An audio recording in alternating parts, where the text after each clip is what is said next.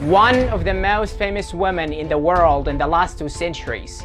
A woman was considered by so many people as one of the luckiest women in the history, and others consider her as the one responsible for the murder of Princess Diana, the most princess of the era and the most wisest and intelligent of them. A lovely story experienced by one of her relatives to be the story the reason for her arrival to the throne of the most important kingdom of the modern era, to remain in power for 70 years. I declare before you all that my whole life, whether it be long or short, shall be devoted to your service and to the service of our great imperial family.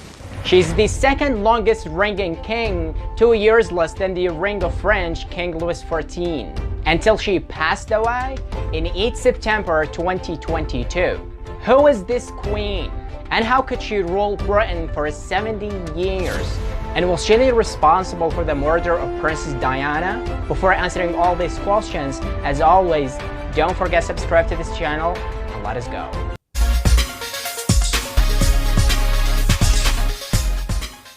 The British Queen Elizabeth Alexander Maria. She was born in London in 1926. Even though she was from the royal family, but she was so far from the throne because she had an uncle older than her father, George VI. So her uncle was worthy to the throne after her grandfather. But her uncle Edward VIII loved a woman named Will Simpson. A woman was categorically rejected from the royal family, to let Edward to choose between marrying her or the throne. The thing that led Edward VIII to abdicate the throne to his brother George VI, Elizabeth's father, to be Elizabeth II, the heir to the throne of the kingdom after her father, because her father had no male children. Elizabeth fell in love at a very young age. She confessed her love to Prince Philip when she was only 13 years old, but her love to Prince Philip didn't let her to forget her duties to her country. When Britain entered the World War II, when London exposed to bombing, which led Elizabeth to enlist in the Royal Army to be one of the British women who helped soldiers to defend their lands until the end of the war. So in 1947, she married her lover Prince Philip despite of her mother's refusal to this marriage because Prince Philip was not from the British descent. So she gave birth to the crown Prince Charles and Princess Anne, and also Prince Edward and Andrew. And in 1952, her father George VI passed away, so she was crowned the Queen of Britain after him. My government will play their full part in maintaining the North Atlantic Alliance and the other regional pacts to which they belong. My armed forces will continue to make their contribution to the safeguarding of world peace. At the time, the kingdom was facing so many opponents of the royal rule, so she was subjected to so many assassination attempts. The most dangerous one in a military parade in an occasion of her birthday, when one of the audience tried to shoot her.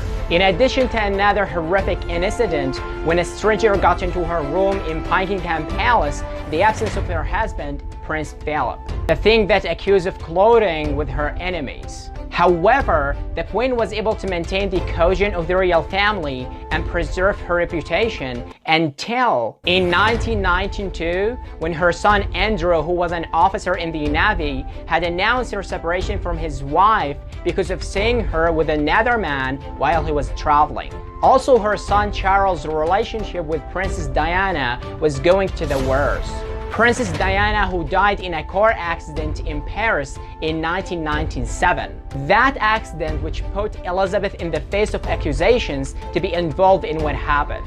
But the Queen overcame all the rumors and was able to maintain the prestige of the family and its value until the end of her life for 7 decades sitting on that throne.